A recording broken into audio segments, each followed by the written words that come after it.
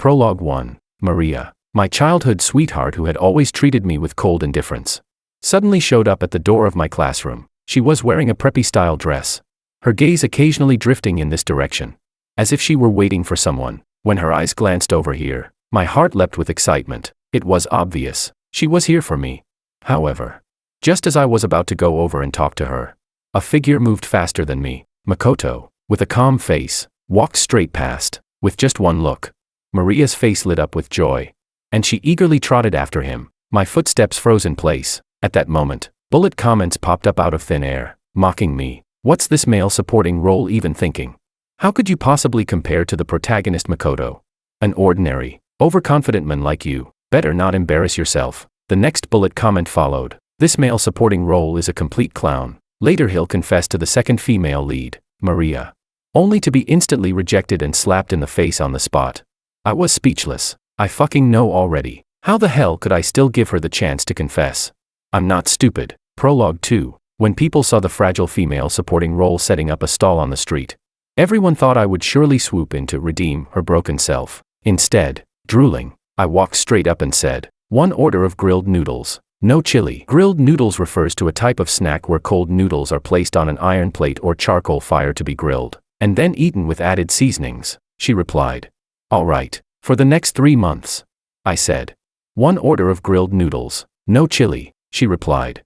All right. We repeated this conversation like machines. The bullet comments went wild with laughter. In this male supporting role's eyes, there isn't the slightest desire for beauty, only an obsession with grilled noodles. Who says sticking firmly to your choice isn't a kind of salvation for a street vendor? Ha ha ha. Main text. When I saw Willow at the snack street, she was standing behind a grilled noodles stall, wearing a simple white camisole, her face calm as she watched the hurried passers-by. The stall in front of her was completely empty, which made her look rather pitiful. I saw her, but my attention wasn't on her. It was on the fragrant grilled noodles. Saliva filled my mouth as I hurried forward and said, 1 order of grilled noodles, no chili. Hearing that, Willow lifted her head to glance at me and replied, all right. Her movements were skillful as she spread the batter and cracked an egg. With a crisp crack, golden egg liquid fell onto the flatbread. My eyes lit up immediately, and I praised, wow, your skills are pretty good. The girl's expression didn't change, but her hand trembled. Flipping the noodles too early, the wrapper tore slightly, but she reacted quickly, flipping it back within a second, and lightly hummed. No big problem, I replied. All right. The rest of the cooking went smoothly. After she packed it up, I paid and impatiently took a bite. The wrapper was chewy, the egg fragrant, with chopped scallions on top. Who could understand this? It was absolutely delicious. Originally, I thought that was it. But the next night, I found myself craving that flavor again. I frowned, hesitated for a second, and began to doubt the world itself. This is the drawback of being a supporting character. After one night, everything automatically resets. It's not that I had to eat it. With that thought, I felt justified in going back to the same snack street. It was summer, so the sky was still bright at 5 or 6 o'clock, but vendors were already out early. In the crowd, I instantly spotted that slender figure. The girl was thin, struggling to push her stall through the crowd. I couldn't wait any longer, thought for a moment, then walked over and said, let me help you. Perhaps she hadn't expected to see me again. Willow's gaze lingered on my face for 2 seconds. After a while, she finally spoke. Thank you. Her voice was clear and pure. I grinned, waved my hand, and said, hee hee, it's nothing. I'll take 1 grilled noodles, no chili, she replied. All right. After the stall was pushed back to its original spot, she began making noodles again, spreading the batter and cracking an egg, learning from yesterday's mistake. She didn't flip the wrapper too early this time. I eagerly watched her finish, scanned to pay, and once I got the noodles, I left without another word. Willow was speechless. Over the next 3 months, I often visited her stall. I heard from others that Willow's family wasn't well off. To help support them, she rarely attended evening self-study sessions, choosing instead to sell food at night to make ends meet. The teachers turned a blind eye to it. As for me, I was a day student, so after school I often passed by on my way home. 1 grilled noodles, no chili. All right. 1 order, no chili. All right. 1 order. All right. We repeated this conversation like machines. After a while, whenever I showed up, she would automatically start preparing the noodles, just as I was happily waiting. A bunch of glowing bullet comments suddenly flashed before my eyes. Is this really what the so-called villain looked like as a teenager? She's gorgeous. I'm dying of laughter. I thought this male supporting role would try to redeem her. In his eyes, there's no desire for beauty at all, only a passion for grilled noodles. Who says unwavering choice isn't a form of salvation for a street vendor? Ha ha ha. I blinked, making sure I wasn't hallucinating from hunger. Villain.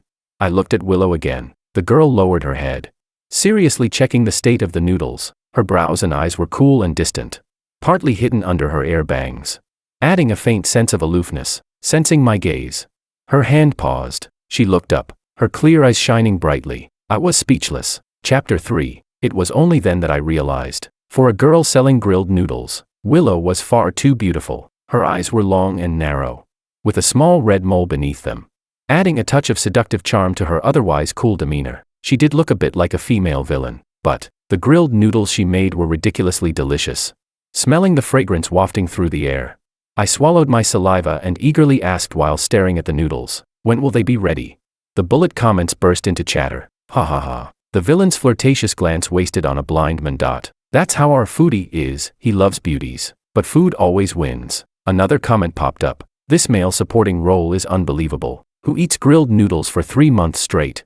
I skimmed over the comments, pursed my lips. No kidding. Seriously, no kidding. These grilled noodles made by the future female villain were truly amazing. Could it be that she became a villain in the future, by smuggling grilled noodles? As I was lost in random thoughts, a clear voice rang out by my ear. It's ready. I snapped back to reality. Looked at the steaming hot grilled noodles placed in front of me, the egg coating on the wrapper golden, sprinkled with black sesame seeds and fresh green scallions, with ham, lettuce, and pork tenderloin faintly visible inside, colorful and appetizing beyond words. I quickly thanked her repeatedly. And before even leaving, I impatiently took a big bite. Fresh off the grill was always the tastiest. Suddenly, I heard a soft laugh. Instinctively, I looked up, just in time to catch a fleeting smile on the girl's face. Seeing me notice, Willow didn't avoid my gaze. For once, she took the initiative to say something other than all right. She asked, "Is it really that delicious?" I replied, "Yours is really delicious." The words slipped out of my mouth without hesitation. Even a second's delay would have been disrespectful to the grilled noodles in my hands. But Willow seemed to have misunderstood. She stared at me intently, a shimmer of light flickering in her eyes, dazzlingly beautiful. Her lips moved slightly, as if she wanted to say something more. But just then, another customer came over and said, "Give me one with sausage, add egg and bacon too," while scarfing down my noodles. I helped advertise her stall. "The grilled noodles here are super tasty." The customer nodded without suspicion. "Is that so?"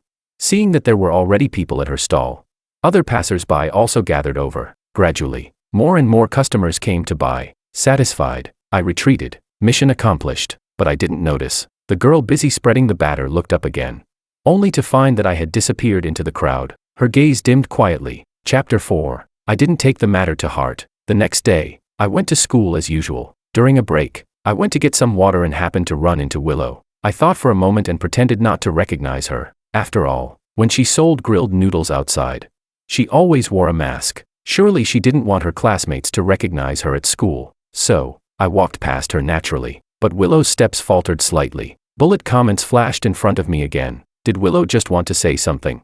LOL. Her lips were puckered so high. George the foodie has eaten her grilled noodles for 3 months straight. How could he not even remember her face? But it doesn't matter anyway. After all, he's just an insignificant male supporting role. I ignored the bullet comments. The day went by quickly, and it was my turn for classroom duty. It was supposed to be me and my deskmate together, but when class ended, I looked around only to see my deskmate Makoto walking out. I instinctively stepped forward to stop him. "Hey man, today's our duty shift, did you forget?" Hearing that, Makoto paused briefly, cast me a cold glance, and said indifferently, "I've got something else to do, I'll leave it to you." With that, he hurried away. I subconsciously wanted to refuse, but before the words could leave my mouth, my gaze froze. Outside the classroom door, a familiar figure appeared in my sight. It was Maria, my childhood friend whom I had grown up with. She wore a preppy-style dress, and just by standing there casually, she carried an otherworldly air. Beside her stood several other girls, whispering about something, but all their eyes drifted this way, as if they were waiting for someone. When her gaze floated over here, my heart raced with excitement and nervousness. Was she here, to find me? My heartbeat quickened inexplicably. I was just about to walk over, but a figure moved faster. Makoto strode forward with a calm face. Maria's eyes lit up instantly. And she waved her hand. Makoto. My footsteps froze on the spot. At that moment, bullet comments mocked me again. What's this male supporting role even thinking? How could you compare to the protagonist Makoto? Just a background character. Better not humiliate yourself. Oh, now I remember. This male supporting role does have a bit of screen time. He's the second female lead's childhood friend, but not much. She'll reject him in seconds. Can't wait to see the second female lead humiliate her overconfident childhood friend. I was speechless. I fucking know already. How the hell could I still give her the chance to confess? I'm not stupid. Chapter 5. Not far away. Makoto didn't even glance at Maria. He walked straight past her, but Maria quickly followed in his steps. I stared. My hand at my side unconsciously clenched into a fist. I had known Maria for 18 years. It seemed like every time, I was the one waiting for her. I carried her school bag, moved her luggage, held her things, while she walked ahead with empty hands. Her pace never slowing.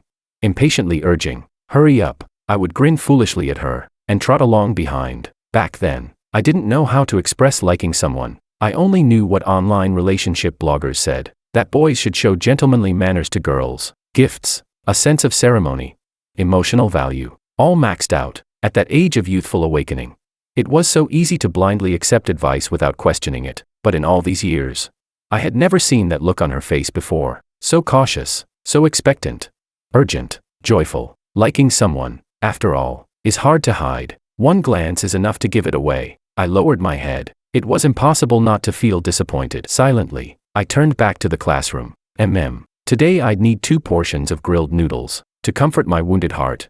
In the corridor, Willow, who had been about to leave, stood frozen, staring this way, the light in her eyes flickering uncertainly. Chapter 6. After returning to the classroom, it didn't take long before almost everyone had left. In the spacious classroom, soon there was only me left. I finished cleaning the whole room, working up a sweat. Unknowingly, the sky had already grown dark. By the time I wrinkled my nose while throwing out the trash, washed my hands, and walked out of the school, the streetlights were already lit. The snack street was filled with all kinds of stalls. At a glance, I spotted quite a crowd already gathered in front of Willow's grilled noodles stall. Just as I was thinking of going over to buy some, a sharp male voice rang out. "Yo, isn't this our grilled noodles beauty, out here running your stall again?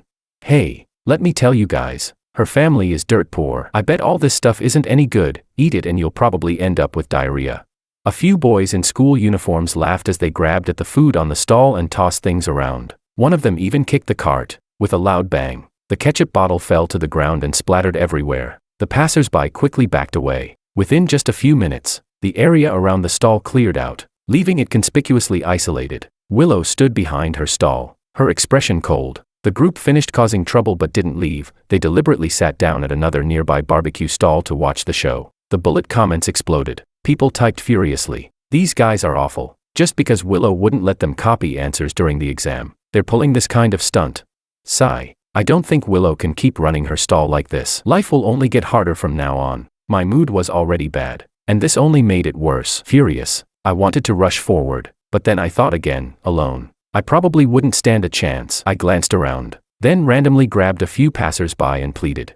"Brothers, could you help me go buy a serving of grilled noodles from that stall? Just bring it back to me. I'll pay." The passerby didn't quite get it, but he agreed readily, saying, "Sure." They took my money and went to Willow's stall. Those troublemakers hadn't expected that after all this, someone would still buy food. They glared in anger, their eyes widening. But since I had found several people, they didn't dare recklessly rush up, and could only watch as Willow sold one serving after another. Then someone noticed me and shot me a vicious glare. I was still staring at the stall, and by the time I realized, that person had already walked up to me. Behind the stall, Willow had been busy, but as if sensing something, she suddenly raised her head. When she saw what was happening here, her pupils shrank sharply. Chapter 7. "Hey, do you like Willow or something?" A mocking, sarcastic voice suddenly drilled into my ear. I froze for a moment, then as soon as I turned my head, a fist landed squarely on my face. My jaw nearly dislocated from the blow. The pain made my eyes narrow, and I instinctively staggered back several steps. "Damn idiot, minding other people's business. Are you looking to die?" The man's voice instantly turned vicious and cruel. Rage surged up inside me, and I lunged at him, smashing an elbow hard into the back of his neck. He grunted in pain, but clung tightly to me, refusing to let go, and we wrestled into a tangled mess. The few others who had been sitting at the barbecue stall quickly rushed over to pin me down. The man wiped his bloody nose, then raised his fist to smash it into my face again. I couldn't break free, and instinctively turned my head away, yet the expected pain never came. The next moment, with a heavy thud, I opened my eyes to see the men who had been in front of me now sprawled on the ground. Willow stood there, her gaze shadowed and cold, clutching a rolling pin in her hand. With ruthless force, she brought it down on his head again. The whole scene froze. Everyone was stunned.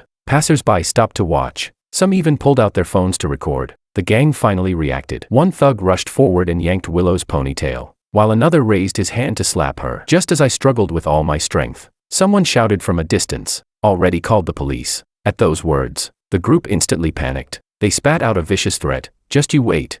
Then they dragged their injured buddy, shoved through the crowd, and fled in embarrassment. Willow's body was still trembling slightly, but she bent down to help me up, her eyes full of worry as she asked, "Are you okay?"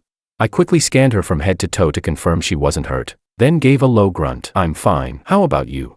The crowd dispersed, disappointed that the excitement was over. She shook her head. "I'm fine too." For a moment, neither of us spoke. When she lifted her eyes and saw the bruise on my face, her eyes turned red, but she restrained herself. Willow returned behind her stall. I stood in front for a while, watching, guilt gnawing at me since no one else came to buy food. The passers-by who had promised to help earlier had all left after the incident. After some hesitation, I said awkwardly, I can." Her soft voice asked, "Still just one serving?" I blinked. Then, remembering everything that had happened today, shook my head. "Today I'll take 2. She replied, "All right, maybe it was just my imagination." But as Willow prepared the second serving, it seemed as if a dark cloud hung over her expression. Absent-mindedly, she added chili peppers. I watched as she brushed layer after layer of chili sauce over the noodles. Thinking she was upset from being harassed, I held back from saying anything. It wasn't a big deal. At worst, I'd just drink a few extra bottles of water. 10 minutes later, the 2 servings were ready. Willow handed them to me. I paid and reached out to take them, but just before they reached my hands, her movement paused. She bit her lip and suddenly said, "Senior year isn't the time for romance." I looked completely dumbfounded. What the hell was she babbling about? All I could think about were the noodles drenched in chili sauce, and how I needed to buy some water first. Distractedly, I mumbled, "I'll be going then." Willow was speechless. Chapter 8. The bullet comments were filled with discussion. Wait a second, what did she mean by that? Probably just sympathy in misfortune. She likes the male lead, but he doesn't like her. The male supporting role likes the childhood friend, the second female lead, but she doesn't like him. Both of them are loveless. There were also comments like, "Am I the only one who feels like something's off?" I ignored the bullet comments. First, I ate the portion of grilled noodles without chili, then forced myself to finish the spicy one as well. Even though I drank a lot of water, I really wasn't good with spicy food. The next day, after a night's sleep, my throat was completely hoarse, and it still hadn't recovered when I went to school. "David." I tried calling a few times, but barely any sound came out. It was break time. The guy in front laughed so hard he nearly fell out of his chair, teasing me. "George, what did you do?" Makoto, sitting next to me, turned his head slightly and said, "Thanks for helping me clean yesterday." I was speechless. No need to thank me, I wasn't that noble. But on the surface, I forced myself to nod, rasping in a hoarse voice, "Don't mention it. After all, it was just a small matter. I wouldn't make a big deal out of it." Makoto fell silent for a moment, then suddenly stood up and walked out. He was always aloof, doing things his own way. I didn't think much of it, but after a while, he came back. The next second, a box of throat lozenges, 2 bottles of cough syrup, and a large cup of hot drink appeared on my desk. I froze. Makoto didn't look at me. He just sat back in his seat, picked up his pen, and began writing quickly. His voice was light as he said, "Consider it a thank you gift." I stared at the things in front of me, then looked up again. In an instant, Makoto's image became so much greater in my eyes. The frustration I had bottled up from yesterday suddenly melted away. He really was the male lead. So righteous, so generous. No wonder Maria liked him. Chapter 9. The bullet comments were filled with discussion. "Whoa, our male lead is so kind. Even to a male supporting role. Truly worthy of being the male lead." Another comment said, "Why is the male supporting role staring at the male lead like that? Don't tell me he's jealous of him." Others chimed in, "Exactly, he's definitely bottling up bad thoughts again, planning to take revenge on Makoto." As a guy myself, I can't stand men like that. If you like someone, you should give her freedom. Don't think that just because you gave her gifts, she owes you a relationship. If you ask me, holiday presents and daily transfers are things a man should do. If it were the girl I loved, I wouldn't be able to bear letting her suffer any grievance. The next bullet comment replied. That comment above, don't go too far. She doesn't have to accept if she doesn't want to. What kind of nonsense is wanting both ways? Seeing the bullet comments, I was a little speechless, but honestly, I did feel some envy toward Makoto. Makoto had good grades, a handsome appearance, and effortlessly won Maria's affection. How could I not mind at all? But to say I was harboring dark thoughts was going too far. What fault was it of Makoto's that Maria liked him? Why would I ever take revenge on him for that? Besides, Maria wasn't the only girl in the world. Couldn't I just like someone else? Once I thought it through, a sense of relief washed over me. The last class of the day was PE. When class ended, I was just about to step out of the school gates when bullet comments suddenly appeared in front of me. The male lead is about to be tricked into the equipment room and bullied, and as a result, he'll miss the chance to see his grandfather one last time. Whoa. These past few days the male lead has been rushing off in such a hurry, all because he was going to the hospital to visit his sick grandfather. Sigh. By the time the male lead gets there, it's already too late. I stared intently at the bullet comments in front of me. Wasn't the male lead none other than my deskmate Makoto? My steps faltered for just a moment, and without much thought, I turned around and ran back into the school. Chapter 10. The bullet comments popped up. Why did the male supporting role suddenly turn back? Wasn't he supposed to go eat grilled noodles at this time? Maybe he forgot something and went back to get it. That's very possible. I didn't have time to keep watching the bullet comments. Afraid I would be too late, I ran straight toward the equipment room, but at a glance, I didn't see Makoto anywhere. Was he already inside? The sun had just set, and dark clouds gathered across the distant sky. It looked like rain was coming any moment. Without thinking further, I rushed to the equipment room. I ran too fast. When I reached the steps, I lost my footing and slipped, tumbling down hard, flat on my back. Pain shot through my knee and ankle so sharply that I couldn't recover for a long time. Sticky blood trickled down from my knee. Now that I was closer, I faintly heard Makoto's trembling voice from inside. Is anyone out there? Yes, I croaked. I forced my hoarse throat to shout back, but it sounded eerie and frightening. Inside, it went quiet for a moment. Then a hesitant voice asked, George, is that you?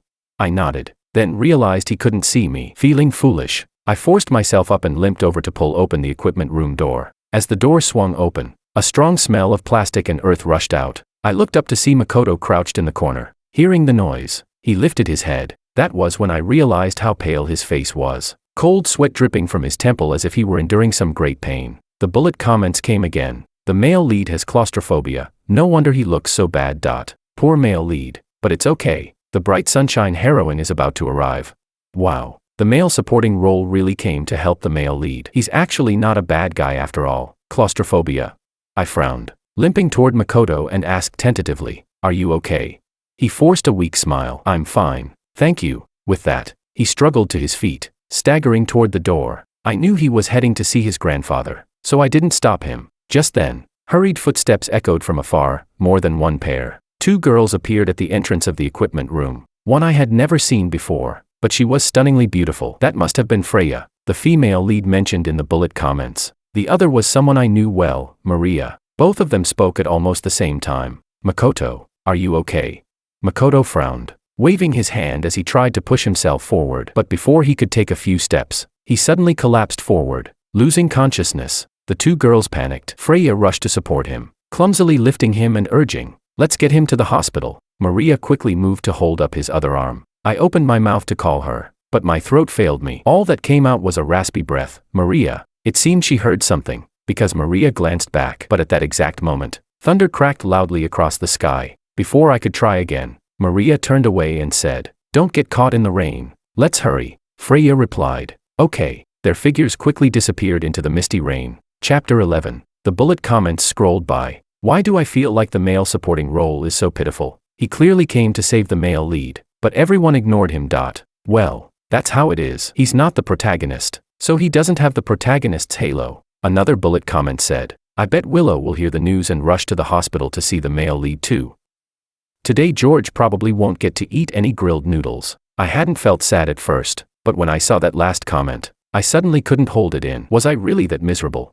The last trace of daylight was swallowed by the night. The entire equipment room sank into darkness. Raindrops drifted in, carrying a bone-chilling cold. I hadn't brought an umbrella. With a sigh, I limped into the rain. The water hit me hard, icy and uncomfortable. I headed toward the school gates, but my injured leg made every step slow and painful. Yet, inexplicably, After walking out the gates, I didn't go home right away. Instead, I went to the snack street. Because of the rain, there were very few pedestrians. The scattered food stalls looked dim and lonely. At a glance, I didn't see the familiar stall. My heart sank, as if something had clogged it up. As expected, there would be no grilled noodles for me today. Lowering my head in disappointment, I was about to turn and leave when suddenly I heard the sound of urgent footsteps, not from ahead, but from behind. I turned back cautiously, but when I saw who it was, I froze. Chapter 12. Within just a few minutes, the anxious face of a girl appeared before my eyes. Caught off guard, our gazes collided. In confusion, I said, "Willow." I opened my mouth slightly, looking at the girl in front of me with some surprise. Shouldn't she be at the hospital at this time? Before I could think further, Willow strode quickly toward me. She looked as if she had run all the way. Her long hair was already soaked by the rain. Behind her, the streetlights glowed one after another. Before I could take a closer look, she shoved an umbrella into my hands. Her eyes looked a little tense as she asked, "Was it those guys from last time who came after you again? I just saw you limping." I stared at her blankly, taking quite a while before coming back to my senses. I shook my head and said, No, why are you here?" At my words, the girl froze, staring straight at me. After a long pause, she finally spoke, her voice carrying a faint hint of grievance as she asked, "Why didn't you come to buy grilled noodles? I've been waiting for you for so long." The moment I heard that, my heart trembled slightly. Did that mean she was waiting for me? My heartbeat skipped for a moment. Looking around awkwardly, I asked, "Where's your stall?" She replied, "There were plenty of open spots today, so I found a good one." But then it started raining. She pointed into the distance. Following the direction of her finger, I finally noticed she had changed her location, right at the entrance of the street. Usually, the foot traffic there was heavy. It was a great spot. Unfortunately, it rained. I felt a pang of regret for her, but after thinking a bit, I still told her, "By the way, Makoto seems to be sick." But before I could finish, Willow interrupted, asking, "What happened to your voice?"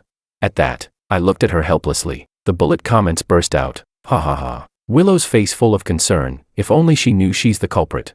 If it weren't for her super spicy grilled noodles, the male supporting role wouldn't have lost his voice today. Another comment said, but Willow abandoned her stall and deliberately ran back to school to look for the male supporting role. Although she didn't catch him, she was truly worried that the male supporting role wouldn't come to buy her grilled noodles. Ha ha ha. The next bullet comment said, "Are you serious with your comment above? You're really impossible to reason with." Willow, not understanding, seemed to think of something. Her eyes dimmed slightly. Then she lowered her gaze and glanced down at me. In a quiet voice, she asked, "Did you hurt your leg? Let me take you to the hospital." I was speechless. If you want to go to the hospital to see Makoto, just say it directly. Why beat around the bush? But I didn't expose her. At least she was willing to help me. So I simply nodded and said, Chapter 13. What I didn't know was that, over at the hospital, after Makoto regained consciousness, something suddenly came to his mind. He turned his head toward Maria and asked, "Maria, do you know George?" Caught off guard by the sudden mention of George, Maria instinctively distanced herself, replying, "Not really. He's just a neighbor." Hearing this, Makoto didn't think much of it. He only frowned slightly and said, "Just now, George rushed over to help me, but it looked like he fell. It seemed serious. He was limping. I don't know if he made it back yet. Since you're his neighbor, could you check on him for me?" George fell. Maria's brows knitted together, but she quickly replied, "He's tough. I'm sure he's fine. You didn't look well just now. I'll go buy you something to eat." With that, she turned and walked toward the hospital's small convenience store. But after only a few steps, something unusual happened. Maria's footsteps paused. She suddenly remembered, when she was little, every time she fell, as long as she looked back with teary eyes, she would see George's panicked expression. Even if she could stand up right away, he would insist on taking her to the hospital for a checkup. She had no romantic feelings for George, but she had always taken it for granted. But now, just before leaving the equipment room, she thought she had heard someone call her name. At that time, she had turned back, but hadn't seen anyone. Maybe it was because all her attention had been on Makoto. Thinking back now, it was very likely that George had been calling her. The thought made her feel strangely conflicted, but soon, she forced herself to clarity. She thought, George is a grown man. What's a little injury? Pitying a man only brings bad luck for life. With that thought, Maria lifted her foot and continued toward the small store. But after just a few more steps, she suddenly met my eyes head-on. Seeing who was beside me, her gaze wavered slightly. Chapter 14. My right hand was resting on Willow's shoulder. Though her figure was slender, she still supported me as we slowly walked forward. At first, Willow didn't notice Maria. When she saw me stop, She thought it was from pain. Her brows furrowed slightly as she asked, "Can't walk anymore? Should I go find a wheelchair for you?" When I didn't respond, Willow sensed something was off. She turned her head and immediately caught sight of Maria staring at me. Seeing her, Willow's gaze shifted several times, but in the end, she said nothing. I wasn't surprised to run into Maria at the hospital. After all, I'd seen them heading this way earlier. I broke the silence first, asking, "Is Makoto doing better?" Perhaps not expecting me to mention Makoto on my own, Maria's eyes flickered. Her gaze lowered to my knee, where rainwater mixed with streaks of blood, and her expression grew complicated. Pressing her lips together, she finally said, "He's fine. He's with his grandfather." I smiled and replied, "That's good." A weight lifted from my chest. It seemed I had made it in time. My worries hadn't been in vain. Asking a classmate to check on Makoto had, by coincidence, given them the news earlier. After my words fell, silence returned once more. I glanced at Willow from the corner of my eye, wondering to myself, was she planning to go see Makoto too? Before the thought even settled, Willow said, "Done asking, then let's go." Her clear voice rang in my ears. Puzzled, I turned my head, only to meet a pair of dark eyes. Before I could say anything, she slipped her arm through mine and said in an affectionate tone, "Let's go." The girl pressed close to me, carrying with her the savory scent of grilled noodles. I couldn't help swallowing, then immediately felt embarrassed, quickly pretending to be busy looking at the hospital scenery. Because of that, I missed the faint blush on her ears, and the slightly provocative look she cast at Maria as we passed. Maria was speechless. The bullet comments flashed wildly across the screen. Did I imagine it? Or was there something unusual in Willow's look just now? Anyway, I think the two of them look good together. I'm officially a Willow x George fan now. Honestly, Maria is such an ungrateful brat. Even if she only saw George as her childhood friend, she shouldn't be so indifferent when he's taken such good care of her. But since her eyes are only for the male lead, it's her loss if she misses out on the childhood friend's love. Seeing the bullet comments, my heart stirred. I subconsciously turned my head to look at Willow. Her features were delicate, beautiful, with a pure and refined grace. Her gaze remained fixed forward. What a joke. How could she possibly like me? Chapter 15. By the time the bandaging was done, it was already 7 or 8 o'clock. I sat on a chair in the hospital lobby, watching her run around for me, and felt a bit guilty. I said, your stall is still out on the street. You should go back. Don't worry about me. I'm fine now. I'll head home soon." But she shook her head. "Missing one day of work doesn't matter." She sat down next to me, staring at the gauze on my knee. "Why don't I just get a wheelchair and push you back?" I quickly waved my hand. No need. I already called my dad. He'll come pick me up. You should go take care of your business," she said softly. "All right," she agreed, but didn't leave. I waited for a while, but still didn't see her get up. Confused, I glanced at her. Willow was watching me. When she realized I'd caught her, she turned her head away and covered her lips with a hand, coughing lightly in embarrassment. She said awkwardly, "I'll wait until your dad gets here before I leave." I laughed. "Look at you. I'm a tough guy. All skin and bones. It's just a fall. Do you really need to worry this much?"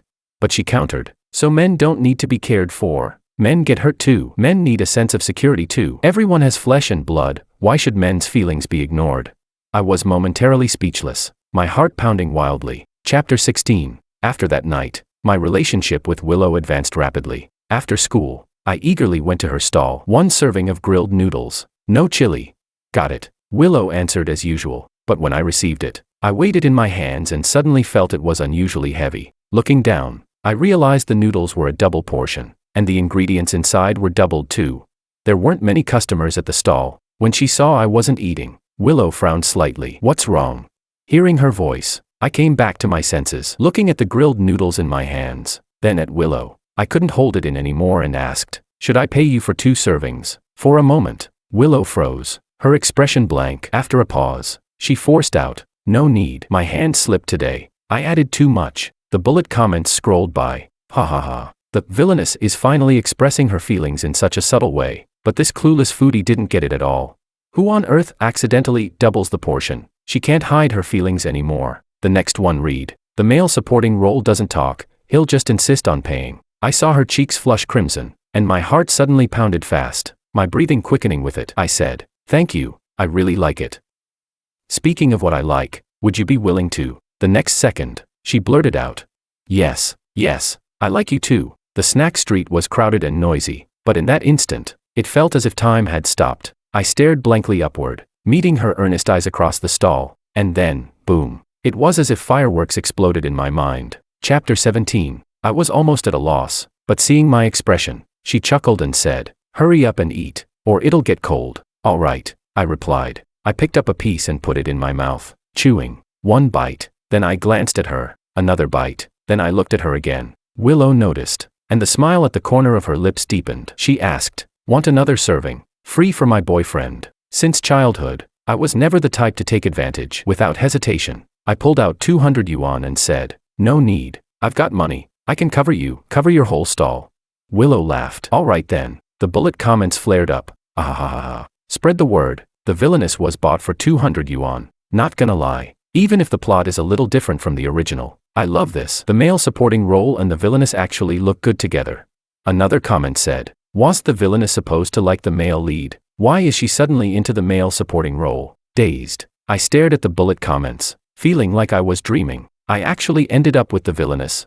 But whether she was a villainess or not didn't matter. In my world, only Willow mattered. Chapter 18. After getting together with Willow, our daily lives didn't change much. With the college entrance exams approaching, she temporarily gave up her stall to focus on studying. I couldn't eat grilled noodles anymore, but I refused to eat from other stalls, so I studied with her instead. Sometimes, when Willow had time, she would cook at home and bring the food to me. What used to be for everyone became something only for me. I happily munched away. Willow rested her chin on one hand, leisurely watching me, her gaze soft as water. "Eat slowly, there's still more." Swallowing, I asked, "How much more?"